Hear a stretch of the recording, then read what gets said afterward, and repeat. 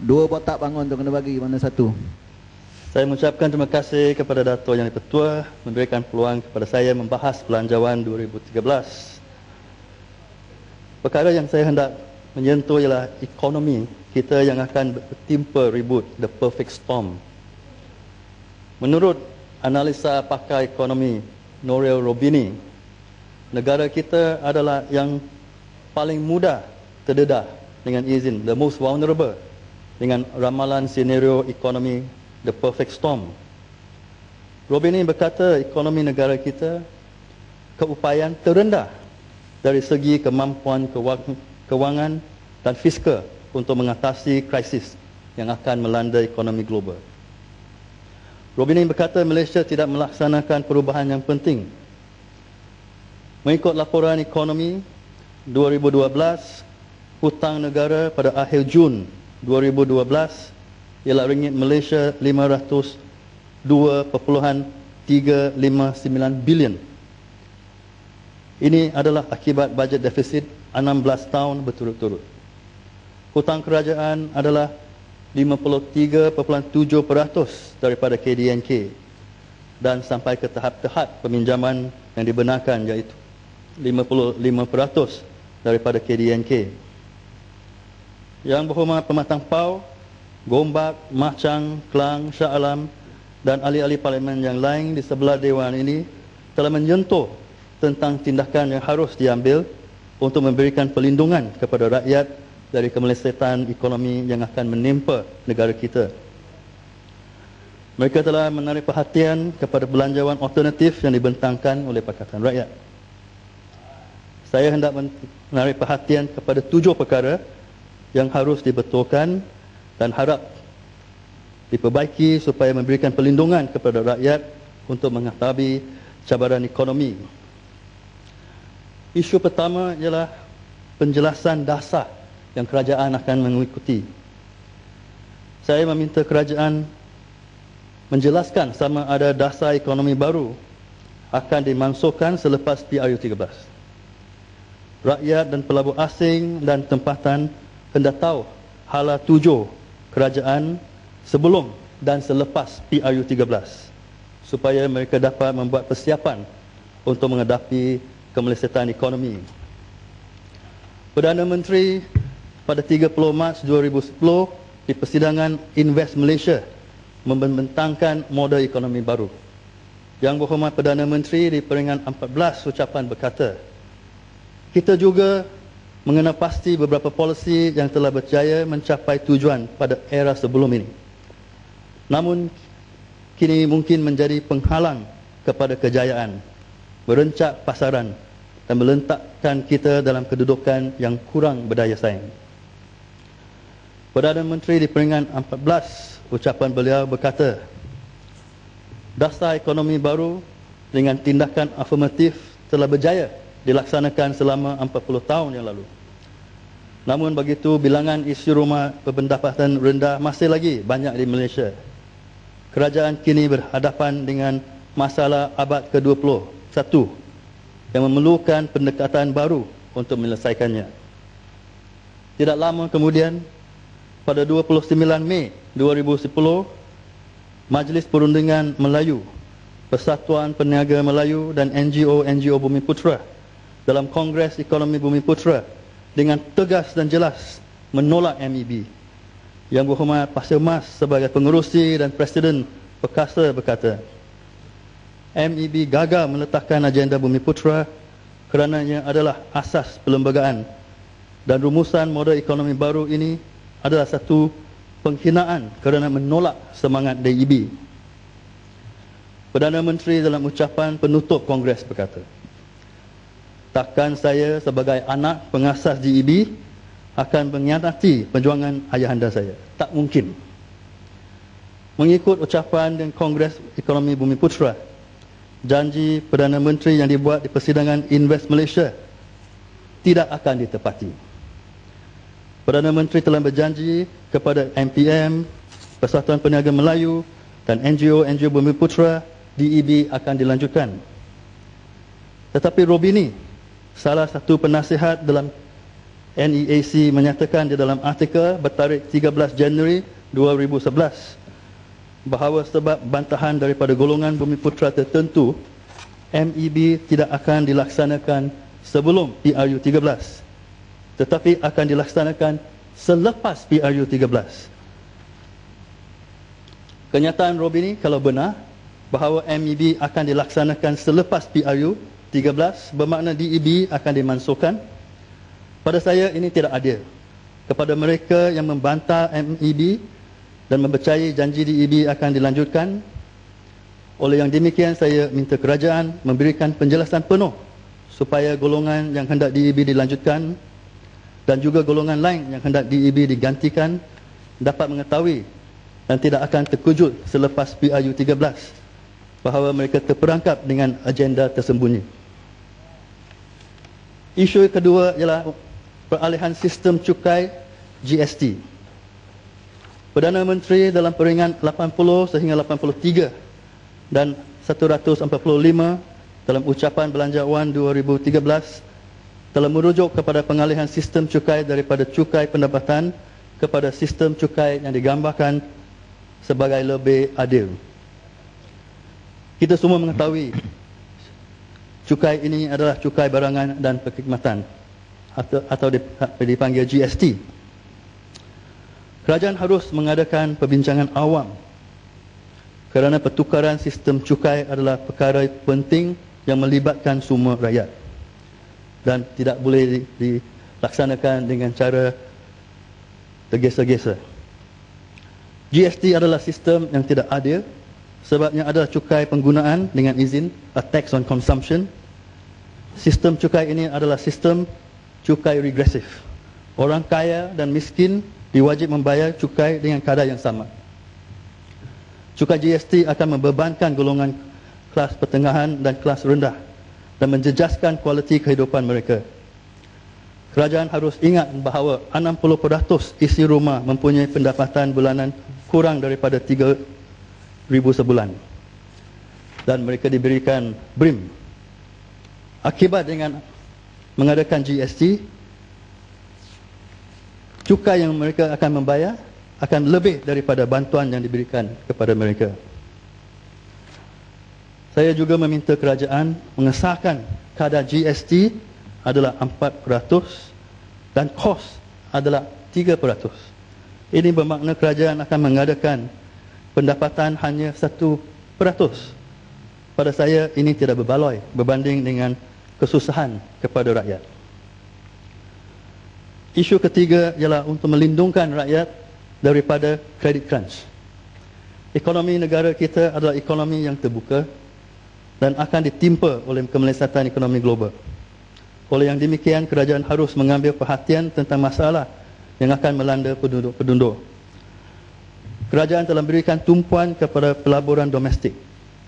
Mengikut laporan ekonomi, inilah ada sebab prestasi ekspor pada keseluruhan turut terjejas. Kerajaan telah memperkenalkan beberapa langkah bagi menggalakkan sektor swasta memainkan peranan utama dalam penjanaan aktiviti ekonomi. Pelaburan swasta telah berkembang 12.2% kepada ringgit Malaysia 94.9 bilion pada tahun 2011 berbanding dengan ringgit Malaysia 84.6 bilion pada tahun 2010. Walaupun pelaburan menggalakkan peratusan sumbangan pelaburan kepada KDNK masih rendah dengan 26.8% berbanding 40% sebelum krisis kewangan Asia pada tahun 1995 hingga 1997. Tambahan lagi, lepas 30 tahun, sektor perbuatan masih menumpukan kepada operasi pemasangan. Malaysia perlu mengalahkan pelaburan tempatan yang bernilai tinggi daripada syarikat tempatan. Pada ketika ini, perusahaan kecil dan sederhana PKS merangkumi 99.2% daripada jumlah pertubuhan perniagaan di Malaysia. PKS menjumbang 32% daripada KDNK, pekerjaan sebanyak 60% dan ekspor sebanyak 19%. PKS ada beberapa masalah yang perlu ditangani. Antara yang menghalang perkembangan ialah akses kepada pembiayaan. Oleh yang demikian, PKS adalah antara mereka yang akan mengalami kesusahan kewangan dalam kemelesetan ekonomi. Kerajaan hendak memberikan perlindungan kepada mereka yang akan menjadi mangsa kredit crunch. Masalah bertimbul dengan mengadakan gabungan 55 institusi kewangan pada 1999 yang terdiri daripada 20 bank komersial, 23 syarikat kewangan dan 12 bank saudagar kepada 10 anchor bank. Dua kesan buruk timbul dengan ada hanya 10 anchor bank. Bank-bank memberi lebih tumpuan kepada fee income daripada pendapatan daripada peminjam, sehingga kini 30% pendapatan adalah daripada charge untuk memberikan perkhidmatan bank. Bank telah mengenakan charge yang tinggi dan tidak munasabah untuk menggunakan ATM. Untuk tukar wang tunai kepada shilling, mereka mengambil komisen. Bila masuk wang untuk deposit dalam akaun bank sendiri, mereka akan charge komisen untuk mengkira wang itu. Mereka mencajkan bayaran untuk mendapat perkhidmatan cek, akaun semasa. Mereka yang hendak meminjam wang hendak bayar RM50 untuk mendapat surat pengesahan kepada KWSP. Mereka hendak bayar RM20 untuk diberikan salinan perjanjian pinjaman perumahan. Mereka hendak membayar RM120 untuk bank mengeluarkan surat redemption, iaitu berapa wang yang hendak dibayar untuk menyelesaikan hutang. Dan bila mereka memohon untuk mengkurangkan kadar faedah, bila permohonan itu dibenarkan, mereka hendak bayar RM200 lagi. 10 bank ini mengadakan kriteria yang tinggi yang telah diamalkan sebelum garis panduan amalan pembiayaan yang bertanggungjawab diwujudkan. Pendek kata, pinjaman diberikan kepada mereka yang kaya, ada aset untuk digunakan untuk cagaran dan ada track record. Ini bermakna ada golongan peniaga terutama PKS dan pemuda yang menghadapi masalah untuk pinjam wang walaupun ada projek yang baik kerana tidak ada aset dan tidak ada track record. Oleh sebab itu, golongan besar tidak dapat meminjam daripada bank-bank. Mereka terpaksa meminjam daripada peminjam haram atau dipanggil alung.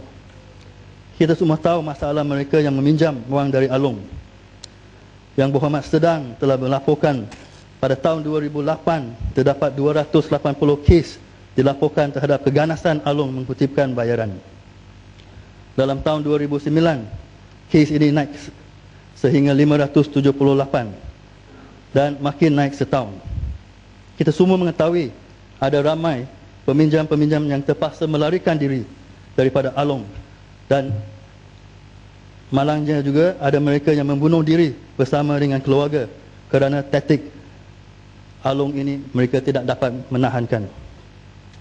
Oleh sebab itu, saya minta kerajaan untuk mengkaji semula dasar dan membenarkan bank kecil, syarikat kewangan, syarikat leasing dan sebagainya untuk diwujudkan sekali lagi. Second tier bank ada peranan yang penting untuk memberikan pinjaman kepada golongan peminjam yang tidak dilayan oleh 10 anchor bank ini. Isu keempat adalah tentang pelaksanaan dasar. Saya meminta kerajaan memantau dengan teliti pelaksanaan dan cara dasar diamalkan, kerana bila pelaksanaan tidak dibuat dengan berhati-hati, golongan sasaran yang dibantu menjadi mangsa. Contohnya ialah AP untuk import kubis. Saya hendak memaklumkan bahawa AP bukan hanya diadakan untuk import kereta, tetapi juga untuk makanan keperluan seperti sayuran. Salah satu AP ialah untuk import kubis. Penduduk Malaysia makan sebanyak 6,000 tan kubis sebulan. Petani kubis adalah di Cameron Highlands. Mereka bukan pemilik tanah. Mereka hanya dapat menyewa tanah seluas daripada 1 sehingga 2 ekar. Dan atas sebab itu tidak mampu membuat pelaburan yang besar. Petani tempatan dengan ini dapat mengeluarkan 4,000 sehingga 5,000 tan kubis sebulan. Ini bermakna permintaan kubis ada di antara 1,000 ke 2,000 tan, yang lebih daripada keluaran petani tempatan. Kerajaan membenarkan kubis diimport. Harga kubis yang diimport daripada China, Indonesia, Thailand dan juga Holland lebih murah daripada harga keluaran petani tempatan. Sebab harga baja, ubat racun dan sebagainya, dan tidak ada economy of scale. Farmer diberikan tugas untuk memantau keluaran kubis tempatan dan memberikan laporan kepada Kementerian Pertanian beberapa tan kubis patut diimport.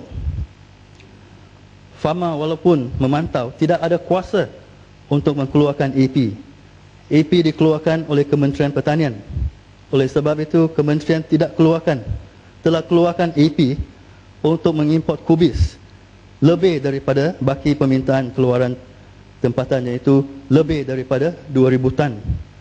Ini mengakibatkan petani tempatan tidak dapat menjual kubis mereka dan mengalami kerugian. Pada akhirnya mereka hendak buat satu demonstrasi kepada farmer, dan farmer pada akhirnya membeli kubis dan jual kepada hypermarket.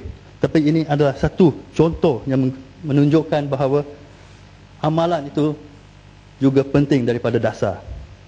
Satu contoh yang lain ialah tentang ekspor sarang burung walit ke China, Jepun dan negara yang lain.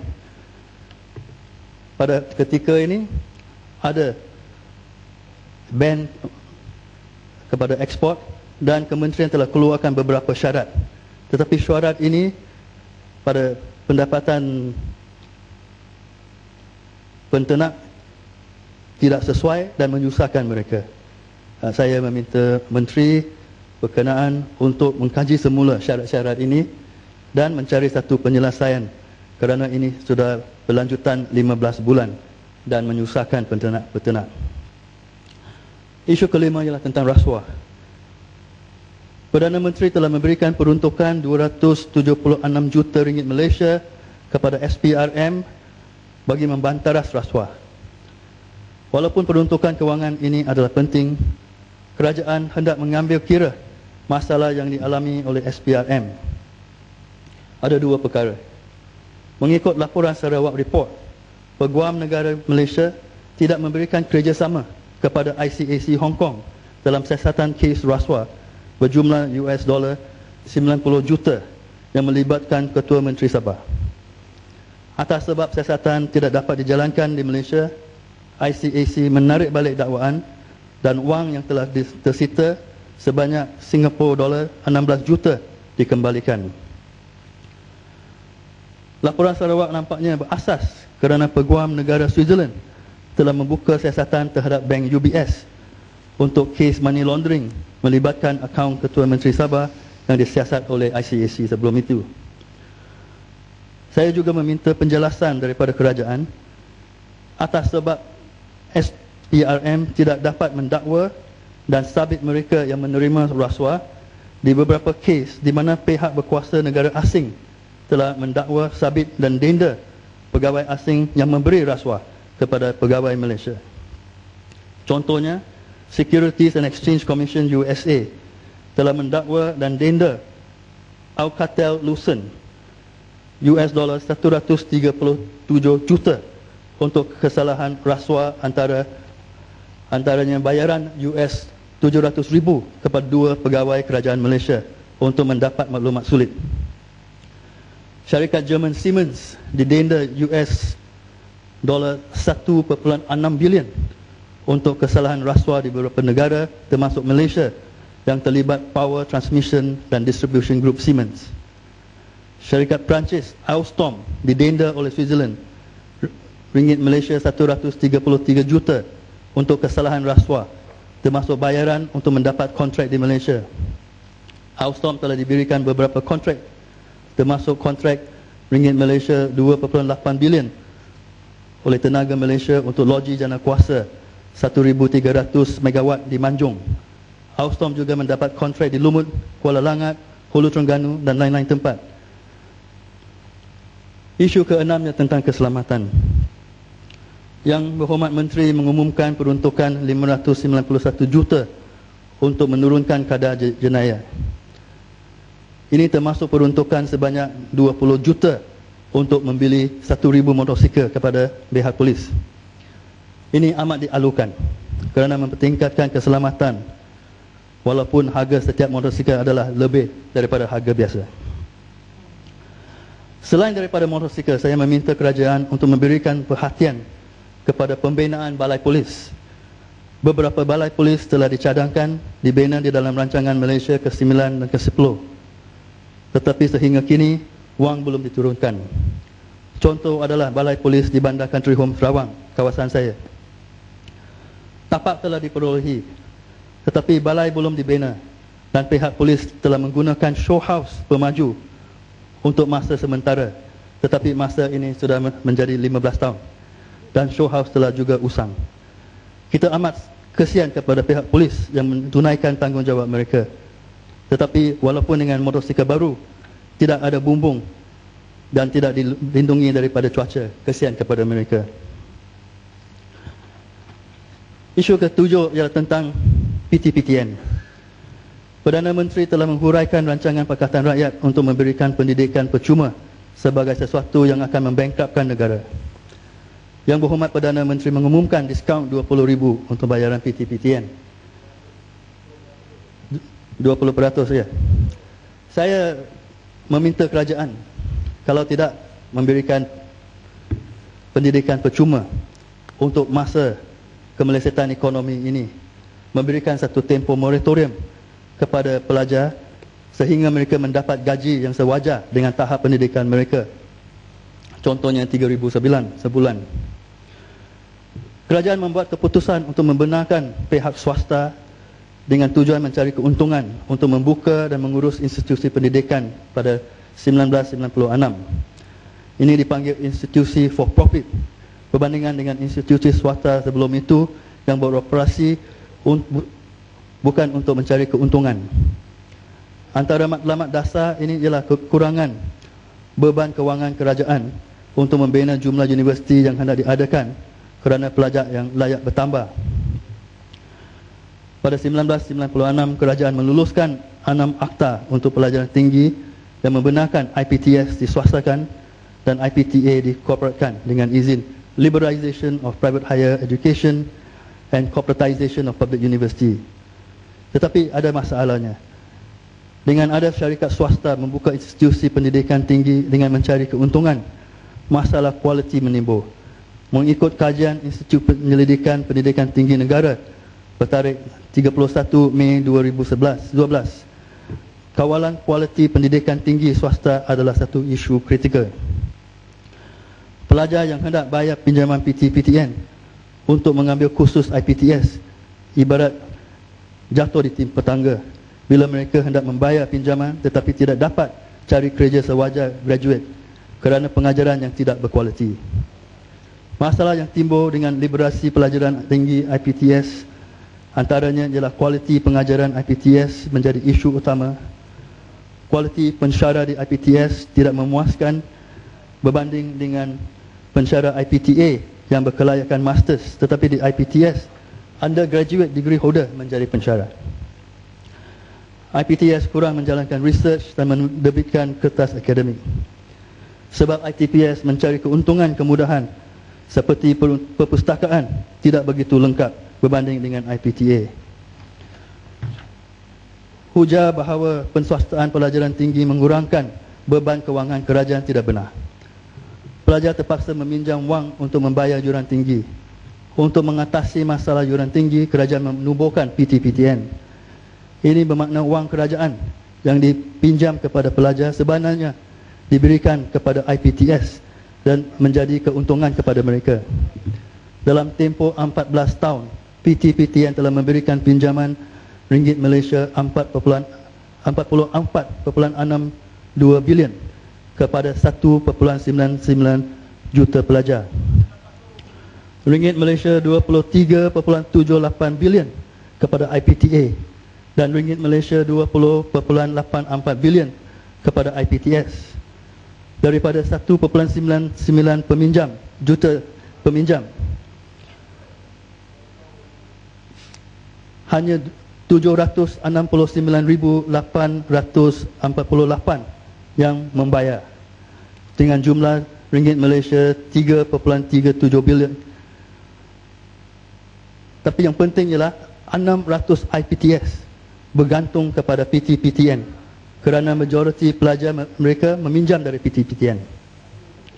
Oleh yang demikian, apa yang jelas di sini adalah IPTS bergantung kepada wang kerajaan seperti IPTA. Perbezaannya ialah kerajaan tidak milik IPTS dan wang diterima sebagai keuntungan. Oleh yang demikian, sehingga ada pendidikan tinggi percuma, kerajaan hendak mengkaji semula keputusan untuk mengalihkan tanggungjawab pelajaran tinggi kepada pihak swasta. Ini adalah kerana kos yang hendak dibayar atau dipikul oleh kerajaan termasuk memberikan peruntukan kepada PT-PTN adalah jauh lebih tinggi berbanding dengan belanjaan membina dan menguruskan universiti-universiti. Kesimpulan, belanjaan tidak memberikan rangsangan untuk mengatasi cabaran ekonomi di luar dan di dalam negeri. Oleh sebab kemelesetan ekonomi dunia, negara kita yang mengadakan ekonomi terbuka tidak boleh mengelakkan kesan buruk. Kerajaan harus memberikan tumpuan kepada penggunaan domestik untuk mengatasi masalah-masalah yang mereka menghadapi. Tetapi ini tidak dapat dicapai kalau pendapatan boleh guna disposable income dengan izinnya tidak dinaikkan. Hanya dengan menurunkan harga kereta, pengangkutan awam, harga rumah, harga barang, keperluan, bolehlah rakyat bangun. Sekejap. Ya, Boleh. ya, silakan. Terima kasih, Muhammad Selayang. Saya nak tanya sikit tadi yang Muhammad Selayang ni tadi kata nak hapuskan PT-PTN. Jadi kalau dah hapuskan PTN, lepas tu pula tadi pelajar-pelajar kita di kolej swasta tentunya ramai. Dan daripada mana pembiayaan nak dapat dia orang ni? Kalau dah tu kita tutup semualah. Apa nasib kepada pelajar-pelajar kita yang belajar di IPTA, IPTS ni, terutama di IPTS, kerana IPTA ni tak dapat menampung ke pelajar-pelajar kita masuk ke IPTA dan kita bantu. Dan kalau kita hapuskan ni, apa nak jadi? Saya nak minta pandangan daripada. Bila kita berkata hapuskan PT-PTN, maksudnya bukan untuk menghapuskan PT-PTN. Maksudnya ialah untuk memberikan pelajaran percuma kepada pelajar. Ini berbeza Pada hari dengan ini- ketua pada hari pembangkang ini- ni. pada hari Hati-hati ini- berbeza dengan ketua pembangkang ni. Inilah maksud yang sebenarnya. Kerana kita hendak memberikan pendidikan percuma daripada sekolah rendah sehingga universiti. Dan mengikut perkiraan kita, ini dapat dibuat bila kita mengkawalkan beberapa leakages yang ada seperti rasuah. Saya akan meneruskan. Kerajaan juga hendak mengambil tindakan untuk membetulkan cara dasar diamalkan. Bila pelaksanaan terpesong, walaupun tujuan dasar adalah baik, pelaksanaan akan menyusahkan penduduk. Saya harap kerajaan memberikan perhatian kepada perkara yang disebut dalam ucapan saya supaya dapat menjaga nasib dan kepentingan rakyat. Sekian, terima kasih. Yang Amat Hulu Rajang.